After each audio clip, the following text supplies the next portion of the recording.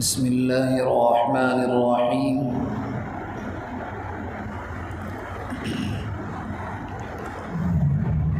إن الحمد لله نحمده ونستعينه ونستغفره ونؤمن به ونتوكل عليه ونعوذ بالله من شرور أنفسنا ومن سيئات أعمالنا من يهده الله فلا مضل له ومن يضلله فلا هادي له وأشهد أن لا إله إلا الله وحده لا شريك له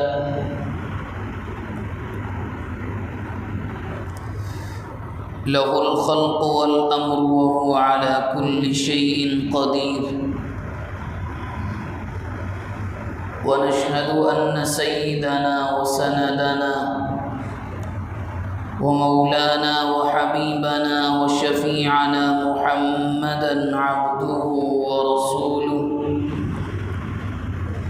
صلى الله عليه وعلى آله وأهل بيته وأزواجه وأصحابه وذرياته وبارك وسلم تسليما كثيرا أما بعد فأعوذ بالله من الشيطان الرجيم بسم الله الرحمن الرحيم هو الذي بعث في الأميين رسولا منهم يتلو عليهم آياته ويزكيهم ويعلمهم الكتاب والحكمة وإن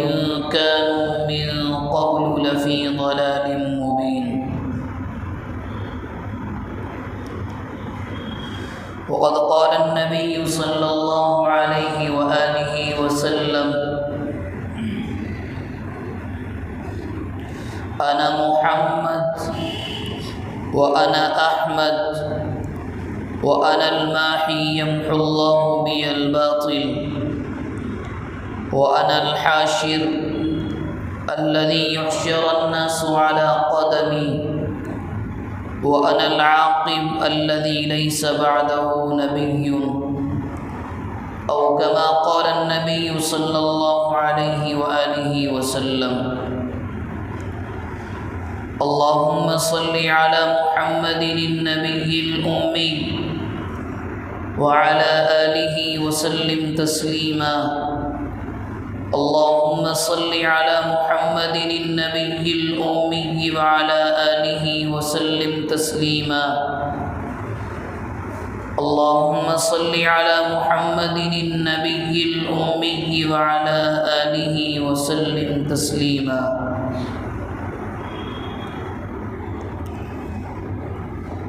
قابل احترام بزرگوں عزیزوں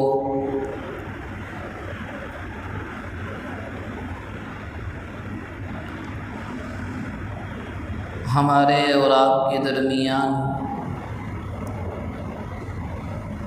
تقریباً 3 جمعوں سے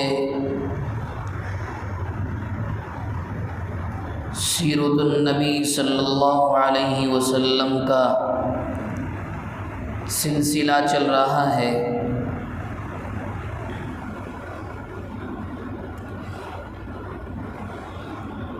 آپ صلی اللہ علیہ وسلم کی جو سیرت مبارکہ ہے اور آپ کی حیات مبارک کی جو داستان ہے اس کو بتلانا، ذکر کرنا، بیان کرنا اتنا آسان نہیں ہے۔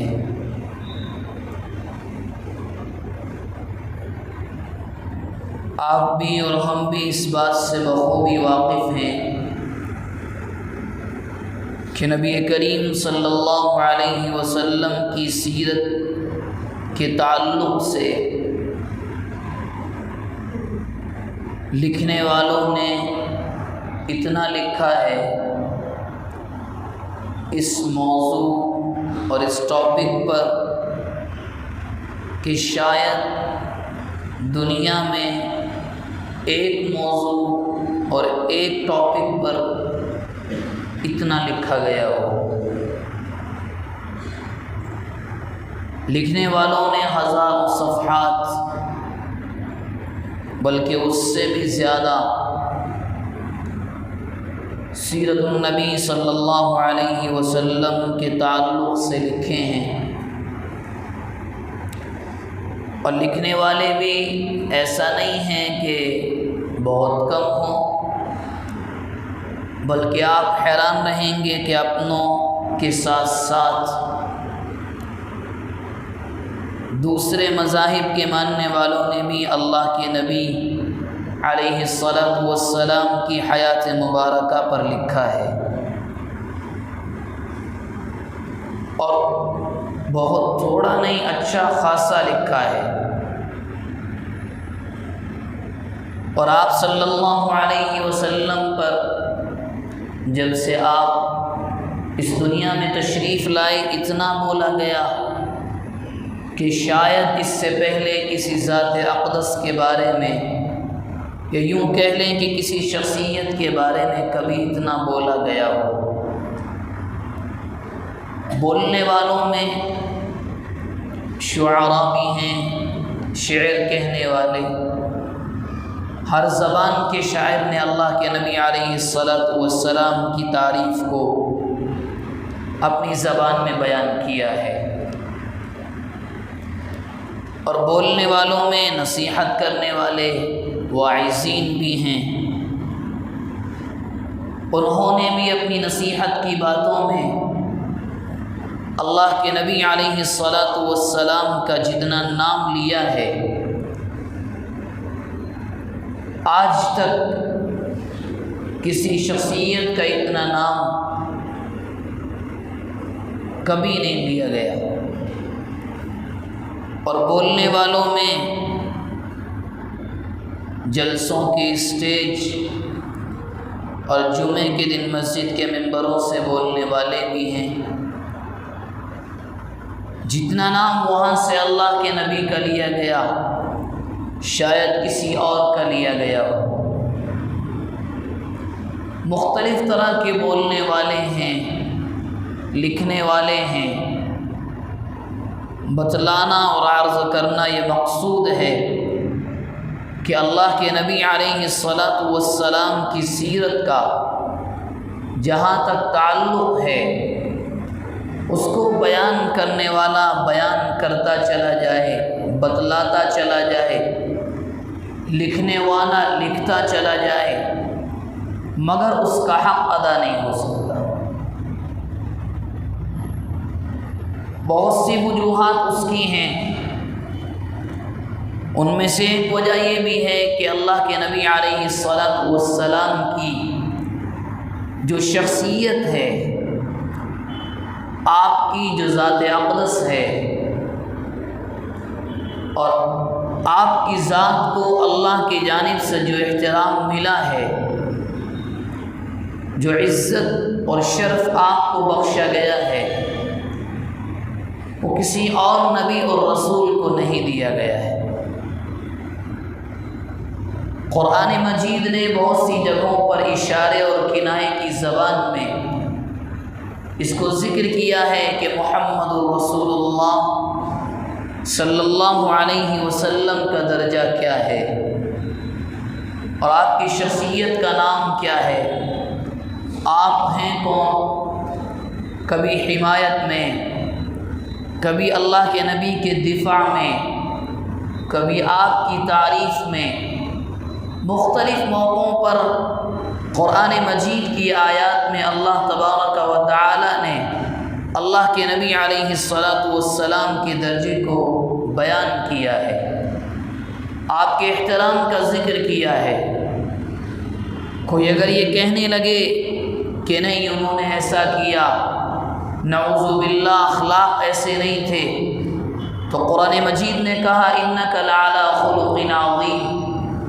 کہ نہیں، دنیا کے اندر اس زمین کے سینے پر اور آسمان کی چھت کے نیچے قیامت کی صبح تک، چاہے وہ انبیاء ہوں، چاہے وہ اولیاء ہوں، یا اللہ کے نبی کے کسی اور نبی کے صحابہ ہوں، یا کوئی اور بھی ہو، دنیا اس کے بارے میں چاہے کچھ بھی کہے،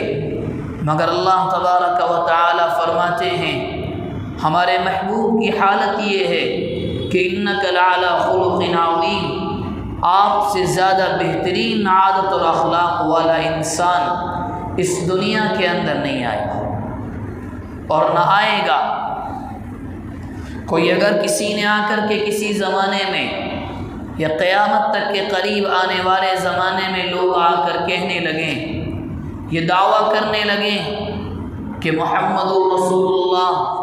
نعوذ باللہ آخری نبی نہیں ہیں، تو قرآن مجید کا 22واں پارہ اس بات کو بیان کرتا ہے، ما کان محمد ابا احد من رجالکم ولکن رسول اللہ وخاتم النبیین، کہ نہیں اللہ کے نبی آخری ہیں، ان کے بعد کوئی نبی نہیں آنے والا۔ مختلف موقعوں پر جب آپ کو کسی نے ستایا، آپ کی شان میں کچھ بھی کہا، جب آپ پر یہ الزام لگایا گیا کہ نہیں یہ تو جس کتاب کو قرآن کہتے ہیں، اس کی آیات کو، اس کے الفاظ کو اپنی جانب سے بناتے ہیں، تو قرآن مجید نے کیا کہا، وَمَا يَنطِقُ عَنِ الْهَوَىٰ إِنْ هُوَ إِلَّا وَحْيٌ يُوحَىٰ عَلَّمَهُ شَدِيدُ الْقُوَىٰ، کہ یہ تو اپنی جانب سے کچھ بولتے بھی نہیں ہیں، یہ اپنی دل کی خواہش سے کچھ بولتے نہیں ہیں، یہ صرف وہ بولتے ہیں وحی یوحیٰ، جو جبرائیل ان کے پاس لے کر کے آتے ہیں۔ اور قرآن مجید نے اس کے اوپر یوں کہا، اس کے باوجود اگر تمہیں محمد کے قلب اطہر پر اتاری ہوئی کتاب میں شک ہے، وَإِن كُنتُمْ فِي رَيْبٍ مِّمَّا نَزَّلْنَا عَلَىٰ عَبْدِنَا فَأْتُوا بِسُورَةٍ مِّن مِّثْلِهِ، کہ اگر تمہیں شک ہے تو قرآن مجید نے ہر ایک شک کرنے والے انسان کے سامنے چیلنج رکھا، فَأْتُوا بِسُورَةٍ مِّن مِّثْلِهِ، کہ تم لے کر آؤ اس جیسی ایک صورت جو قرآن محمد پر نازل ہوا ہے۔ اور اس کے بعد قرآن نے کہا وَادْعُوا شُهَدَاءَكُم مِّن دُونِ اللَّهِ، اگر تم خود یہ نہیں کر سکتے تو اپنے حمایتیوں کو بلاؤ، تم یہ نہیں کر سکو گے۔ قرآن نے اس کو بھی کہا فَإِن لَّمْ تَفْعَلُوا، اگر تم سے نہ ہو سکے، اور قرآن نے ان کی حالت کو بیان کیا وَلَن تَفْعَلُوا، تم میں اتنی طاقت اور ہمت نہیں ہے کہ تم ہمارے برابر کوئی ایک صورت بھی پیش کر سکو۔ ان تمام باتوں کو عرض کرنے کا مقصد یہ ہے کہ اللہ کے نبی علیہ السلام کی ذات اقدس کو، آپ کی ذات اقدس کے احترام کو، آپ کی ذات کی عزت و شرف کو جو آپ کو بخشا گیا اللہ تبارک و تعالی کی جانب سے، یا دنیا والوں نے آپ کے بارے میں جو باتیں کہیں، لکھی یا کچھ بھی کیا گیا، اللہ کے نبی علیہ السلام کی شان کو کتنا بھی بیان کر لیا جائے مگر خدا کی قسم اس کا حق ادا نہیں ہو سکتا۔ دوسری وجہ یہ ہے کہ اللہ کے نبی علیہ السلام کے احسانات اور آپ کے انعامات اس امت پر جتنے ہیں، شاید ہم ان میں سے ایک احسان کا بھی حق ادا کر سکیں جتنے آپ کے انعامات اس امت پر ہیں۔ آپ کو یاد ہوگا سفر معراج میں جب اللہ کے نبی علیہ السلام اللہ سے ملاقات کے بعد واپس تشریف لا رہے ہیں، موسیٰ علیہ السلام سے ملاقات ہوئی، 50 نمازیں فرض کی گئیں، مگر اللہ کے نبی نے اپنے احترام اور اپنے مرتبے کی پرواہ کیے بغیر بار بار درخواست کی حضرت موسیٰ علیہ السلام کی درخواست پر، اور ان کو کم کرا کر 5 نمازیں کرائیں اور ثواب 50 کا رکھا گیا۔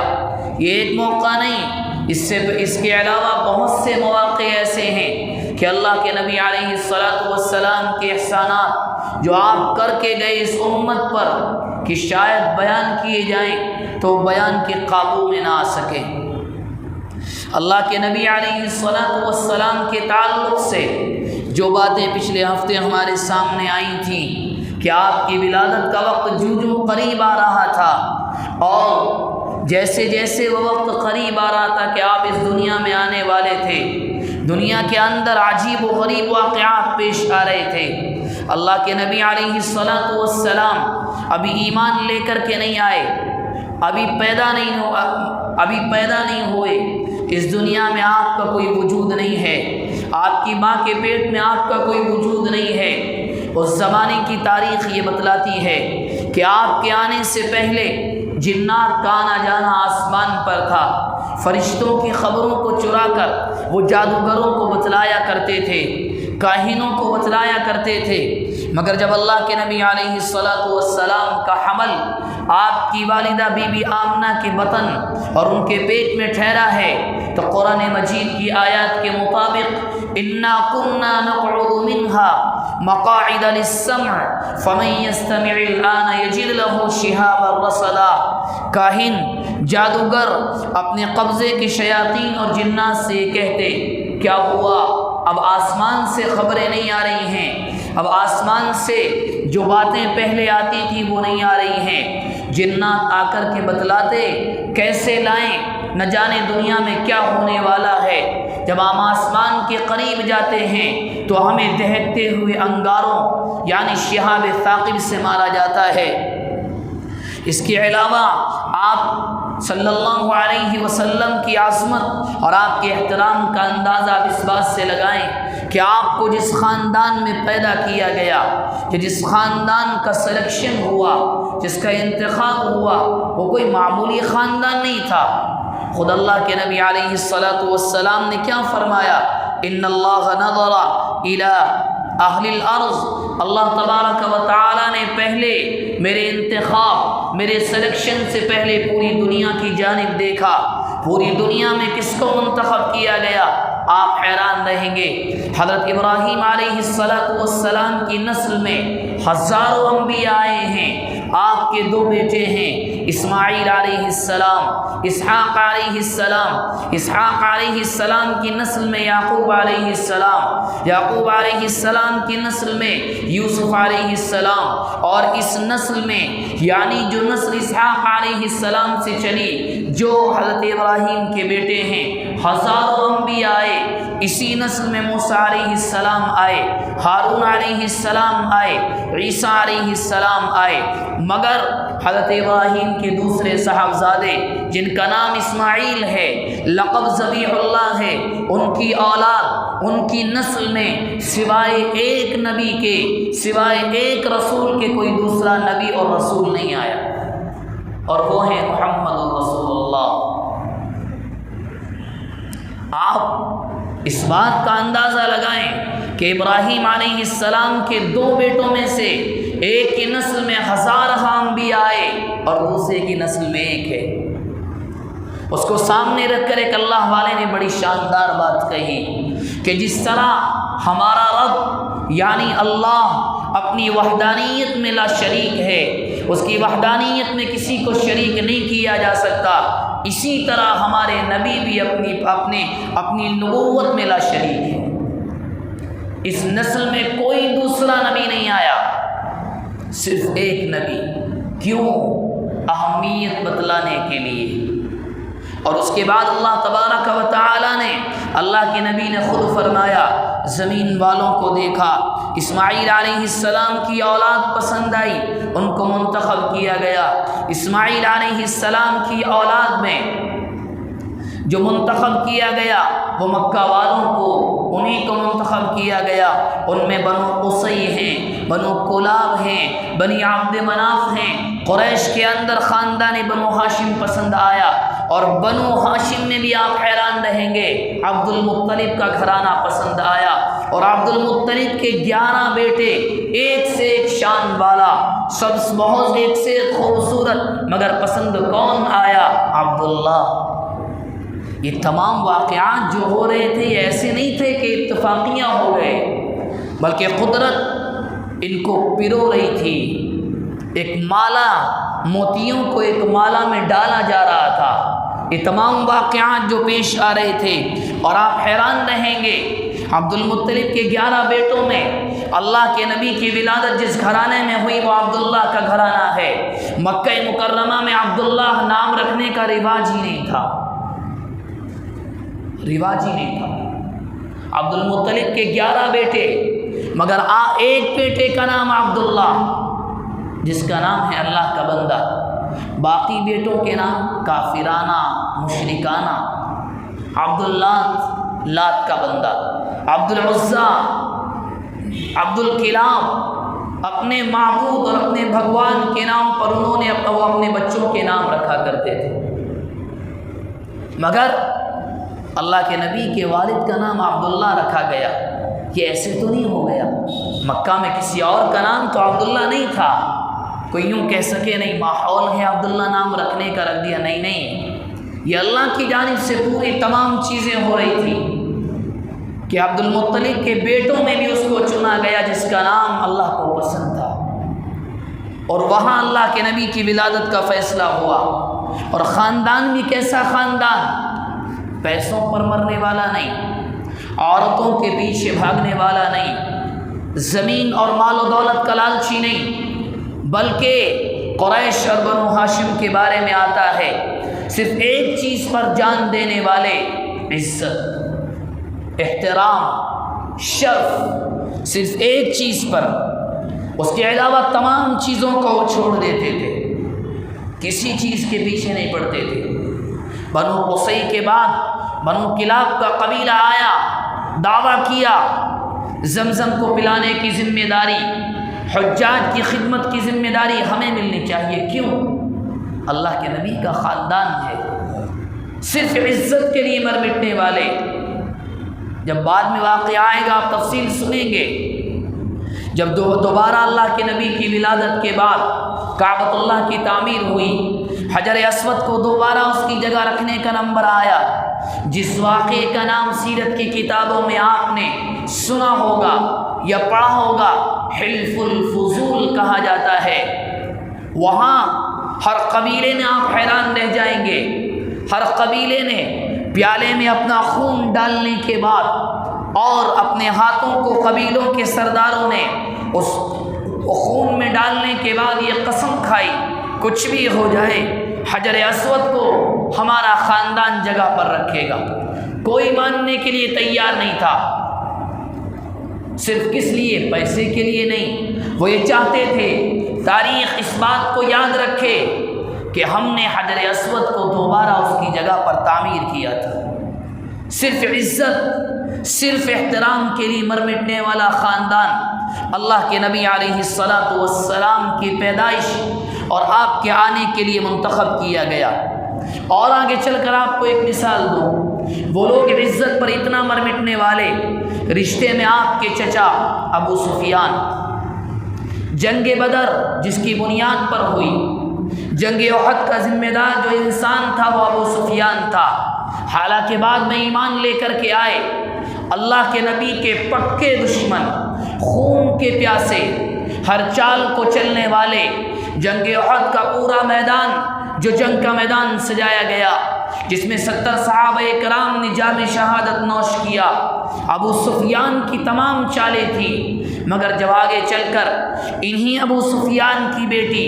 ام حبیبہ کا نکاح اللہ کے نبی سے ہوا اور حبشہ کے بادشاہ نجاشی نے وہ نکاح پڑھایا اور آپ کا مہر دیا، تو ابو سفیان کے الفاظ تاریخ نے اپنے دامن میں محفوظ کر لیے ہیں۔ ابو سفیان نے اس دن مکہ مکرمہ کے اندر کہا، اب تک محمد کو ہرایا جا سکتا تھا، ہرایا جا سکتا تھا،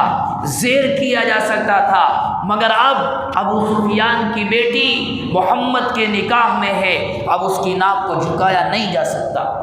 کیوں؟ اس بنیاد پر کہ ابو سفیان قریش کے خاندان سے ہے۔ وہ لوگ اپنی عزت، اپنے احترام کے لیے جان دینے والے، اور اللہ کے نبی کا جو سلسلہ نسب ہے، آپ حیران رہیں گے اللہ کے نبی نے خود فرمایا میرے سلسلے نسب میں حضرت اسماعیل علیہ السلام تک جتنی عورتوں کا واسطہ رہا، اگرچہ وہ عقیدے کے اعتبار سے کافرہ اور عقیدے کے اعتبار سے مشرکہ تھی، ان کا عقیدہ صحیح نہیں تھا، وہ اللہ کی ذات میں شریک کرنے والی تھی، مگر ایک بھی عورت نعوذ باللہ بدکار نہیں تھی۔ پاکیزہ سلسلہ نسب۔ دنیا کا ماحول ہے، خاندان چاہے پیڑھیاں کتنی آگے بڑھ جائیں، مگر لوگ جب کمی نکالنے پر آتے ہیں تو اوپر تک جاتے ہیں۔ ان کے والدین تو ایسے تھے، اللہ نے ایسا نسب پاکیزہ بنایا، کوئی کتنا کھنگالنے والا کھنگالے، اور اللہ کے نبی علیہ السلام نے ایسے ہی فرمایا جتنے مرد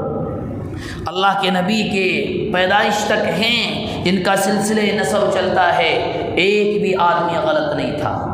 نہایت شریف النسب، بہترین اخلاق کے مالک۔ یہ کیوں کیا گیا؟ یہ اس لیے اللہ تبارک و تعالیٰ کی جانب سے ہوا، دنیا کو معلوم ہو کوئی ہے آنے والا، کوئی ہے جس کی حیثیت ہے، جس کا مرتبہ ہے، جس کا احترام ہے۔ اور اللہ کے نبی علیہ السلام کا حمل جس عورت کے پیٹ میں ٹھہرا، بی بی آمنہ، ان کا تعلق بھی آپ کے خاندان سے تھا۔ آپ دیکھیں کہ ایک جگہ کو تیار کیا گیا، مکہ مکرمہ کو تیار کیا گیا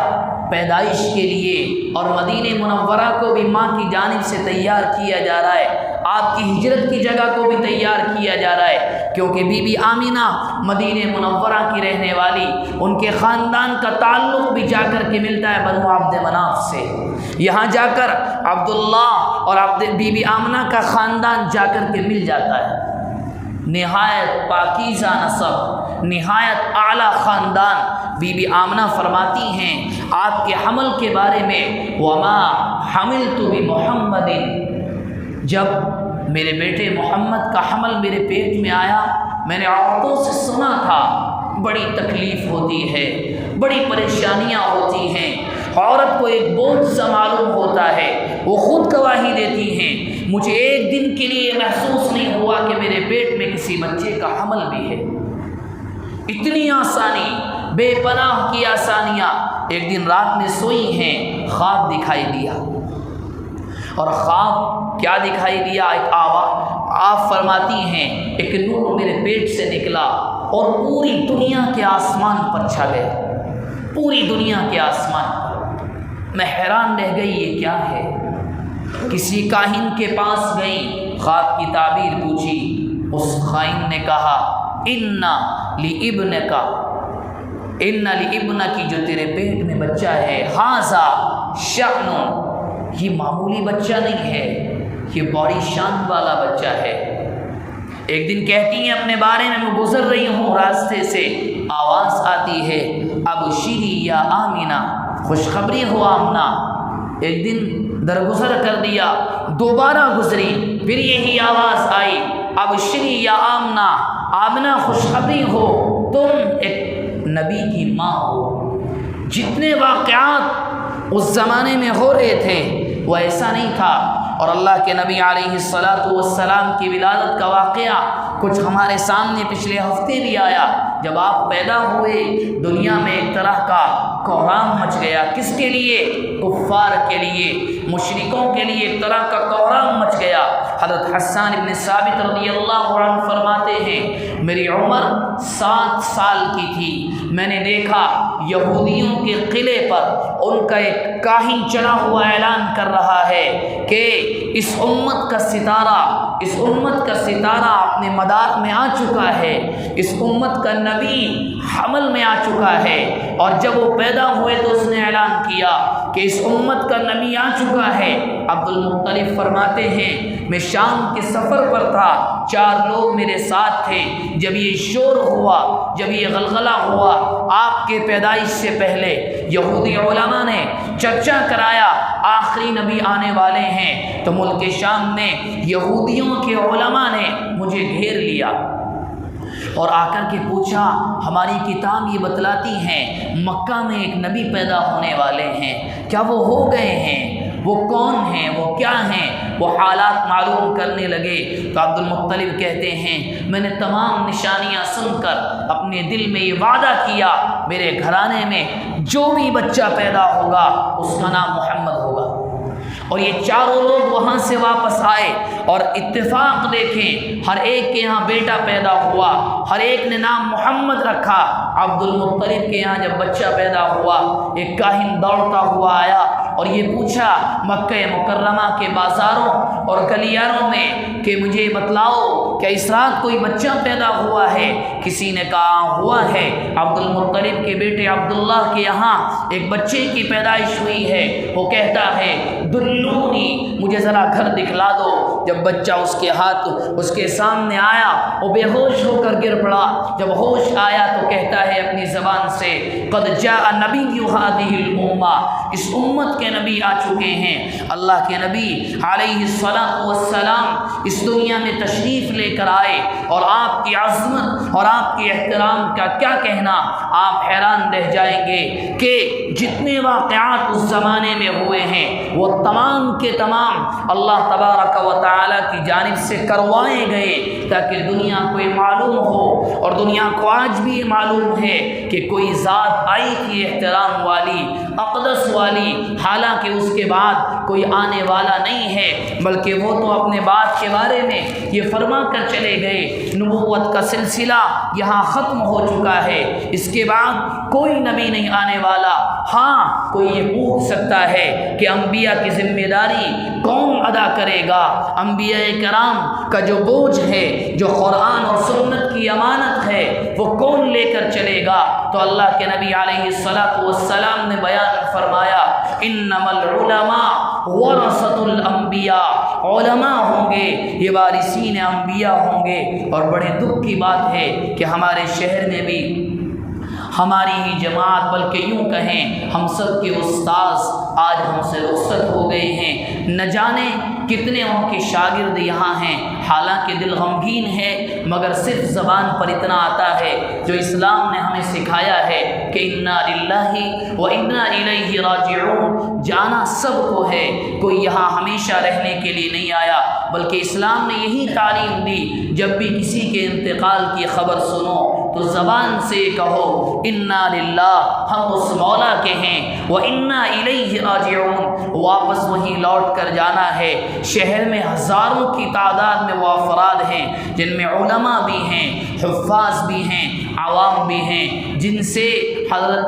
جن لوگوں نے حضرت سے کتاب قرآن کریم پڑھا اور اکثر کو قرآن کریم آپ نے پڑھایا، بس ہمارے لیے ایک مشفق باپ کی طرح تھے۔ مگر موت تو ایک ایسی چیز ہے جس کے بارے میں قرآن کریم نے ایک دو جگہ نہیں بلکہ 5ویں پارے میں تو یہاں تک کہا اینما تکونوا یدرککم الموت ولو کنتم فی بروج مشیدہ، تم محل میں بند ہو جاؤ، 7 دروازے لگاؤ، ہزاریں لگا لو، مگر موت آ کر رہے گی۔ قرآن نے ایک جگہ اور کہا اذا جاء اجلهم لا يستأخرون ساعة ولا يستقدمون، جب موت کا فرشتہ آتا ہے تو 1 سیکنڈ کا 1000واں حصہ بھی کسی کو نہیں دیا جاتا، وہ وقت تو طے کیا جا چکا، حضرت کا وقت تھا۔ بس ہماری ذمہ داری اتنی بنتی ہے ان کے لیے اور تمام علماء کے لیے بھی سب سے پہلے تو دعا کریں اللہ تبارک و تعالی بہترین نعم البدل عطا فرمائے،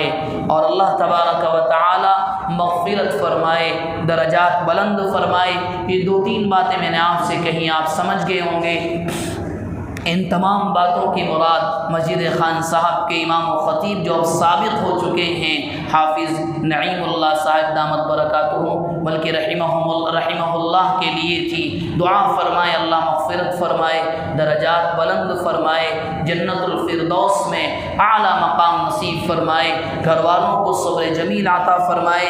2:30 پر مسجد خان صاحب میں نماز جنازہ ہے، یہاں سے ہم جلدی انشاءاللہ فارغ ہوں گے۔ آپ سے درخواست یہی ہے، حق بھی بنتا ہے کہ وہاں جائیں، اور نماز جنازہ میں شرکت کریں۔ اس کے بعد تدفین محمد صاحب مکان میں ہوگی، وہاں پر بھی شرکت کریں۔ جو باتیں کہی گئی سنی گئی دعا فرمائیں، اللہ تبارک و تعالی اخلاص نیت کے ساتھ عمل کرنے کی توفیق مرحمت فرمائے، آمین۔ وآخر دعوانا ان الحمد للہ رب العالمین۔